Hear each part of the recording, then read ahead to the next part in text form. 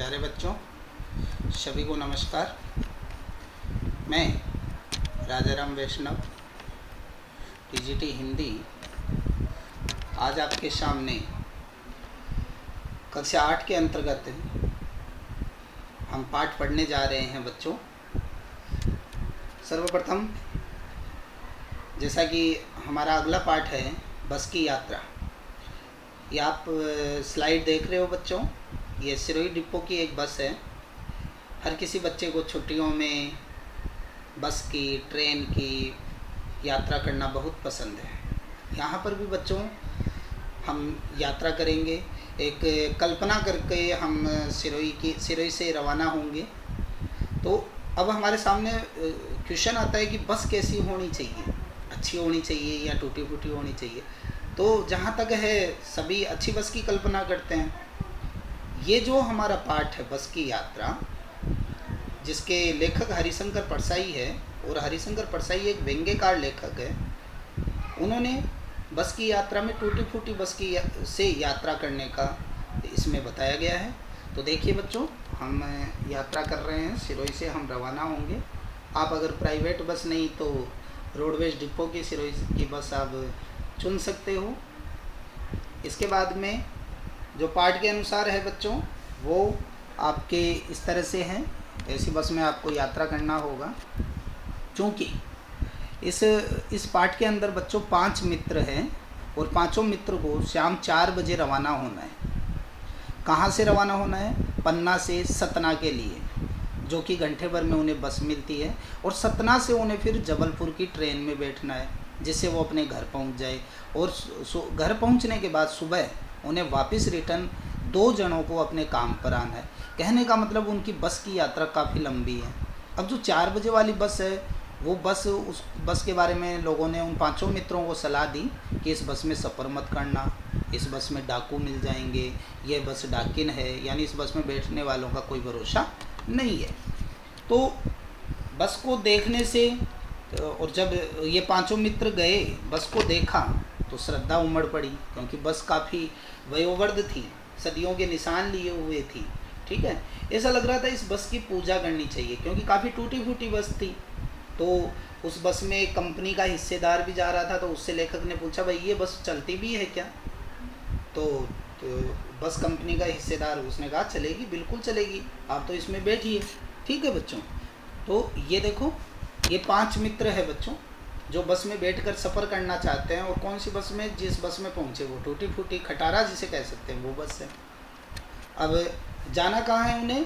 ये देखो, आपको स्लाइड में दिख रहा है बच्चों, पन्ना से उन्हें, ये सतना है, वहाँ जाना है 4 बजे। वहाँ से उन्हें फिर कहाँ, कौन सी ट्रेन पकड़नी है? जबलपुर की। और ये देखो, ये जबलपुर विकास प्राधिकरण आपको दिख रहा है, यहाँ जबलपुर उन्हें पहुँचना है और वापस रिटर्न में उनको आना है।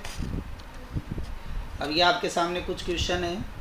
लेखक के कितने मित्र थे? ये सब लोगों ने क्या सलाह दी? बस को देखकर श्रद्धा क्यों उमड़ पड़ी? लेखक को आश्चर्य क्यों हुआ?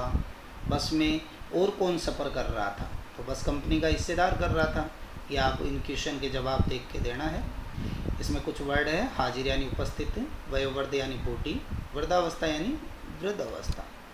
इसके बाद में जब बस को देखा तो पांचों मित्र आगा पीछा करने लगे, यानी बहाने बनाने लगे। तब उनके साथ ही उनका एक डॉक्टर मित्र भी था उस बस में। उन्होंने कहा, डरो मत, नई नवेली बस है, नई नवेली जो बस की तरह हमें ये लेके जाएगी और हमें बेटों की तरह प्यार से बिठा करके लेके जाएगी। ठीक है, तो डॉक्टर ने ये भी कहा कि भाई, जैसे हम कहते हैं ना, नए 9 दिन और पुराने 100 दिन, तो ये विश्वसनीय बस है। तो वो सब बैठ गए। अब जो लोग थे उनको विदा करने आए थे, टाटा बाय बाय अलविदा बोल रहे थे। ऐसा लग रहा था जैसे हर कोई ये कह रहा हो कि अलविदा है, मतलब अब बैठ गए, अब आपका भगवान भरोसे है। और ऐसा लग रहा था मानो ये कह रहे हो कि आया है सो जाएगा राजा रंक फकीर, यानी जो इस धरती पर आया, चाहे वो राजा हो, राजा का विलोम शब्द रंक होता है बच्चों, चाहे वो रंक हो, रंक यानी गरीब हो, चाहे फकीर हो जिसके पास कुछ नहीं हो, सबको एक दिन जाना है। बस रवाना हो गई। अब इंजन जो है स्टार्ट हुआ तो ऐसा लगा जैसे हर कोई इंजन के ऊपर बैठा है, यानी वो बस इतनी पुरानी थी। कांच भी बस में बहुत कम थे, जो कांच थे वो टूटे हुए थे, जिससे हमें बचना था। ठीक है, ये देखो, इस तरह मान लो ये बस है, इसके कांच टूटे हुए हैं। तो ऐसी बस में ये पांचों मित्र सफ़र कर रहे हैं। और देख लो, ऐसी बस में आप में से कोई सफ़र करना चाहे तो बता देना, हम पिकनिक मनाने ज़रूर जाएंगे। ठीक है। इसके बाद में बस चल पड़ी और ऐसा लगा कि जैसे बस जो है गांधी जी का असहयोग और सविनय अवज्ञा आंदोलन जो है वो कर रही होगी, या उस समय जवान रही होगी। असहयोग, जैसा कि आपको पता है, गांधी जी ने बहुत सारे आंदोलन किए। 1920 में असहयोग आंदोलन, 1930 में सविनय अवज्ञा आंदोलन, 1942 में भारत छोड़ो आंदोलन। असहयोग और सविनय अवज्ञा आंदोलन क्या था कि अंग्रेजों का हमें शांतिपूर्ण असहयोग करना है, और आज्ञा का जस्ट अपोजिट यानी विलोम शब्द अवज्ञा, सविनय यानी विनम्रता सहित अंग्रेजों की बातें हमें नहीं मानना है। आज इस बस को देख करके ऐसा लग रहा था कि बस जो है वो भी गांधी जी की तरह ऐसे योग कर रही है, यानी वो भी विनम्रता पूर्वक, हम बैठ तो गए लेकिन कोई भी चीज़ उसकी एग्जैक्ट सही नहीं थी। कांच टूटे हुए थे, सीट और बॉडी देखो, सीट बॉडी को छोड़कर आगे निकल जाती, कभी सीट को छोड़कर बॉडी आगे चली जाती, और कभी ऐसा लगता है कि हम सीट पर बैठे हैं या सीट हम पर बैठी है। यानी जो ही बस चलती, बस के कारण से सीट बॉडी सब ऊपर नीचे हो रही थी। ये देखो, बस को देखने से जो आंदोलन याद आया गांधी जी का, सत्याग्रह से रिलेटेड सविनय अवज्ञा 30 में और 1920 के लगभग ऐसे योग आंदोलन, उन पांचों मित्रों को याद होगा। इसमें कुछ शब्दार्थ है, आगा पीछा यानी आनाकानी, कूच यानी प्रस्थान, निमित्त यानी कारण, फौरन यानी जल्दी से, अवज्ञा यानी आज्ञा का उल्लंघन, ऐसे योग यानी सहयोग नहीं करना। ये कुछ प्रश्न है। डॉक्टर मित्र ने क्या कहा, विदाई देने वालों की आंखें क्या कह रही थी, लेखक को ऐसा क्यों लगा कि जैसे सारी बस इंजन है, गांधी जी के कौन से आंदोलन के वक्त ये बस जवान रही होगी, और पूरी बस सविनय अवज्ञा आंदोलन में कैसे गुजर रही थी, मतलब बस का कोई भी पुर्जा सहयोग नहीं कर रहा था और सब घबराए हुए बैठे थे। ठीक है।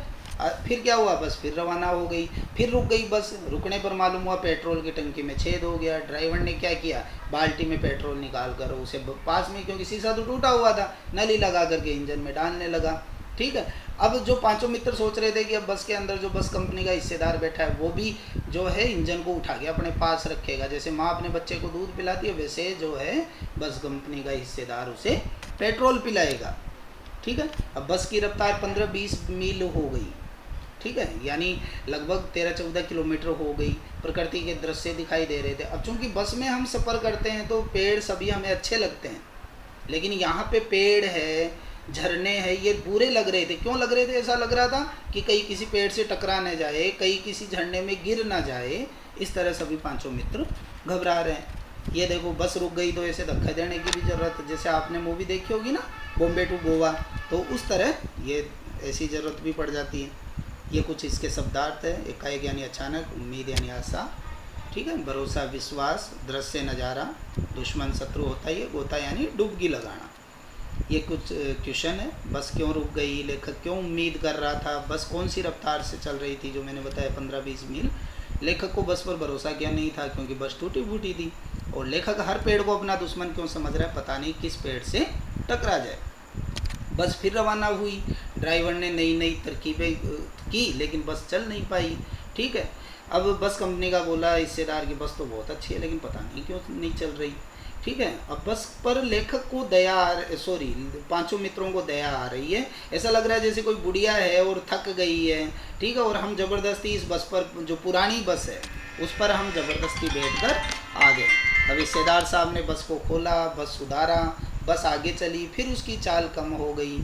ठीक है। धीरे धीरे वृद्धा की आंखों की ज्योति जाने लगी। वृद्धा कौन है यहाँ पे, बस, तो उसकी आंखों की ज्योति यानी बस जो है बिल्कुल धीरे हो गई। इसके बाद में कोई गाड़ी आती तो बस जो है रुक जाती और कहती भाई निकल जाओ, हमारी तो उम्र ही नहीं रही। ठीक है। इसके बाद एक पुलिया के पास क्या हुआ कि एक टायर बैठ गया बस का, और बस की स्पीड, चूंकि बस तो चल ही नहीं पा रही थी इसलिए बस की स्पीड कम थी, इसलिए वह क्या हुआ, नाले में गिरते गिरते वह टायर तो नाले में गिर गया। अब पहली बार सभी पांचों मित्रों ने हिस्सेदार को देखा कि ये तुमने हमारी जान जोखिम में डाल दी। ठीक है। तो उसको देखने पर उन पर दया आई, बस कंपनी के हिस्सेदार पर, कि खुद कितना रिस्क लेकर के बस में सफ़र कर रहा है, कि ये तो महान आदमी है जिसने एक टायर के लिए प्राण दे दिया, मर गया लेकिन टायर नहीं बदला। यानी इतना कंजूस है कि इसने टायर भी नहीं लगाया। अब पांचों मित्रों ने उम्मीद छोड़ दी कि हम एग्जैक्ट टाइम पे यानी पन्ना से सतना पहुंच पाए। बच्चों, जैसा कि हम पढ़ रहे थे कि उसके बाद में क्या हुआ कि उन्होंने जो पांचों मित्र थे, एक तरह से उन्होंने जाने की उम्मीद लगभग छोड़ दी। ठीक है, ये हम यहाँ पर थे, फिर से मैं आपको बता रहा हूँ कि हाँ, अब उन्होंने जो उनको पहुँचना था समय पर, वो तो उनको बिल्कुल ये हो गया कि नहीं पहुँच पाएंगे। ठीक है, और दूसरी बात, उनका सब्र भी लगभग, सहनशीलता भी ख़त्म हो गई थी। ठीक है, इसके बाद में जब बस कंपनी का हिस्सेदार जो कि बस में आ रहा था, वो उसे प्रारंभ में ही कहा कि बैठ जाओ, कोई फ़र्क नहीं पड़ेगा, बस बहुत अच्छी है, पहुंचा देगी। तो अब उस बस कंपनी के हिस्सेदार पर उन पांचों मित्रों को दया आ रही है कि ये कितना मतलब रिस्क लेकर के और सफ़र कर रहा है। ठीक है, और इतना कंजूस है कि बस का टायर भी नहीं बदलता। तो अब पांचों मित्रों ने वो पुरानी बात, जब हमने पाठ के प्रारंभ में पढ़ा था कि सब अलविदा कह रहे थे और आया है सो जाएगा, राजा रंग फकीर वाली बात कह रहे थे, वो याद हुआ आई और उन्होंने क्या हुआ कि ये उम्मीद छोड़ दी, ये हमें पहुंचना है। तो इस उम्मीद को छूटते ही क्या हुआ कि उनका तनाव ख़त्म हो गया, और तनाव ख़त्म हो गया तो हंसी मजाक चालू हो गया। हंसी मजाक चालू होने से उनका सफ़र आराम से चलने लगा। इस पाठ की बच्चों शिक्षा क्या है? इस पाठ की शिक्षा ये कि जीवन में हम जो अपने जैसे नॉर्मल लैंग्वेज में कहते हैं ना, जो डर गया सो मर गया। हम अगर डर गए, हमने अगर तनाव ले लिया, तो हमारे सामने जो छोटी सी भी परिस्थिति है यानी राई है, वो भी पहाड़ बन जाएगी। और अगर हमने सरसता से उस प्रॉब्लम को सोल्व किया तो वो चुटकियों में हमारे सामने प्रॉब्लम सोल्व हो जाएगी। अब यहाँ पे पांचों मित्र को पता है कि अब पहुँच पाए या नहीं पहुँच पाए। पूरे रास्ते वो डरे डरे थे, पेड़ दुश्मन लग रहा था, नदी दुश्मन लग रही थी, झरने दुश्मन लग रहे थे, लेकिन उन्होंने जब दिमाग से ये निकाल दिया जो होगा सो होगा, तो उन्होंने आपस में हंसी मजाक करना शुरू कर दिया। अब सोचिए, आगे का इमेजिन करके देखिए कि उससे क्या होगा। उनका सफ़र अच्छा रहेगा, जो होगा सो होगा, लेकिन उनका सफ़र अच्छा चलेगा। अगर वो तनाव में होंगे तो परेशानी आए चाहे नहीं आए, वो आधे तो चिंता से ही मर जाएंगे, और सबको पता है चिंता चिता के समान होती है। इसलिए जीवन में किसी भी परेशानी को तनाव में ना लेकर के हंसते हुए उसका समाधान करना चाहिए। शेर आ गया हमारे सामने, शेर के सामने हमने हाथ कर दिया और बोला ले भाई शेर मुझे खा ले। हमें पता है शेर है, खा सकता है, हमें मार सकता है, लेकिन हमें कोशिश करनी चाहिए। हम वही घबरा गया बेहोश होकर गिर जाएंगे, ऐसा नहीं, हमें कोशिश करनी चाहिए। तो परेशानियां जो आती है उससे घबराना नहीं चाहिए, उनका डट कर के सामना करना चाहिए। एक कविता थी ना, वीर तुम बढ़े चलो, धीर तुम बढ़े चलो, सामने पहाड़ हो, सिंह की दहाड़ हो, तुम निडर हटो नहीं, तुम निडर डटो वही, सूर्य से बढ़े चलो, चंद्र से बढ़े चलो। इस तरह हम आगे से आगे बिना किसी टेंशन के प्रॉब्लम को सोल्व करते हुए, समस्या का समाधान करते हुए आगे से आगे बढ़ना चाहिए। इस पाठ की यही शिक्षा है बच्चों। ये देखो, बस का जब टायर निकल गया था, उम्मीद ख़त्म हो गई थी, लेकिन फिर से उन्हें रीजनरेट एक उम्मीद आई, जो होगा सो होगा। हम अपने जीवन को क्यों ख़राब करें? जितना समय मिला है उस समय को हम यूटिलाइज करें, उपयोग में लाए। इसके शब्दार्थ है तरकीब यानी उपाय, इत्तेफाक यानी संयोग, क्षीण यानी कमज़ोर, प्राणांत यानी मृत्यु, बियावान यानी जंगल, अंत्येष्टि जब मरने के बाद में अंतिम क्रियाक्रम होता है, ग्लानि यानी दुख, उत्सर्ग यानी बलिदान, दुर्लभ जो बहुत मुश्किल से मिले, प्रयाण यानी कूच कर जाना और प्रयाण करना यानी इस धरती को छोड़ के चले जाना, बेताबी यानी बेचैन आदि। इसके क्वेश्चन आपके सामने है। क्षीण चांदनी में वृक्षों की छाया के नीचे खड़ी हुई बस लेखक को कैसी लग रही थी? जो वयोवर्ध है, सम्मान है, श्रद्धा है, वो जवाब देना। निकल जाओ बेटी, अपनी तो उम्र ही नहीं रही। यह बात किसने कही, किससे गई? बस ने गई। और कैसे गई थी? वो पीछे से बस आ रही थी तो वो रुक ही जाती थी, डर था ना, क्योंकि वो काफ़ी पुरानी हो चुकी है। लेखक के मन में हिस्सेदार साहब के लिए श्रद्धा क्यों जग गई? ये रिस्क लेके खुद सफ़र करता है और लोगों को क्या कर रहा है, ज़बरदस्ती बिठाता है कि बस बहुत अच्छी तरह आपको सफ़र कराएगी। अगर सब मर जाते तो देवता कंपनी के हिस्सेदार के लिए क्या कहते हैं कि बड़ा कंजूस था, टायर ही नहीं बदला। लेखक ने कहाँ पहुँचने की उम्मीद छोड़ दी, सफ़र पे पहुँचने की उम्मीद छोड़ दी, लेकिन तनाव जो है उम्मीद छोड़ते ही तनाव। उम्मीद रखनी चाहिए हमें पॉजिटिव, लेकिन नेगेटिव जहाँ है कि नहीं ऐसा नहीं हुआ तो ऐसा हो जाएगा, वो उम्मीद कभी नहीं रखनी चाहिए। पॉजिटिव रखोगे, वही एसीपी में आपने पढ़ा है ना बच्चों, 8th क्लास में भी है एसीपी, ठीक है, जागरूक नागरिक कार्यक्रम में आई कैन डू इट, मैं कर सकता हूँ, ये उम्मीद रखनी चाहिए। I sold it, I can do it, यानी मैं कर सकता हूँ इस कार्य को, 100% कर सकता हूँ, ये नहीं मुझसे नहीं होगा, तो ये उम्मीद रखनी चाहिए, नेगेटिव उम्मीद नहीं रखनी चाहिए। आशा है आपको ये मेरा वीडियो समझ में आया होगा, और हम अगले क्लास में अगले चैप्टर को लेकर के आपके सामने हाजिर होंगे। तब तक के लिए